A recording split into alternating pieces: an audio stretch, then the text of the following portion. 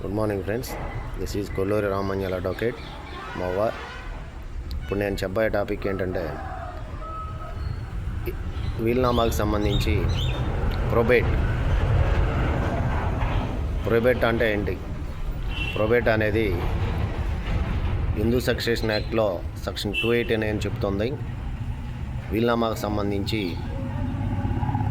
ఎవరైతే పూర్వీకులు, తాతలు, తల్లిదండ్రులు మనకు ఎవరైతే వీలునామా రాసిస్తారో టెస్టేటర్ అంటారు. వీలునామా రాసి ఇచ్చిన వ్యక్తిని టెస్టేటర్ అంటారు. ఆ వీలునామా ఎవరైతే రాసిస్తారో ఆయన అనంతరం ఆ వీలునామాని అమలు చేయమని చెప్పేసి మనం జిల్లా కోర్టులో ప్రొబేట్ అనే ఒక పిటిషన్ ఫైల్ చేసుకుంటాం.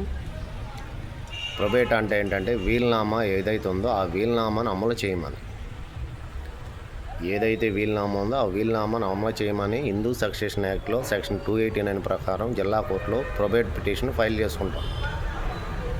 ఈ ప్రొబేట్ పిటిషన్ అనేది ఓన్లీ వీలునామాకు సంబంధించింది. ఆ వీలునామా అంటే ఏంటంటే మనం సివిల్ దావాల్లో ఈపీలు వేసినట్టు మనకి వీలునామా ఎవరైతే రాసిస్తారో ఆ వీలునామాను అమలు చేయమని జిల్లా కోర్టులో మనం probate petition section 289 of Hindu succession act ప్రకారం ఫైల్ చేసుకుంటాం.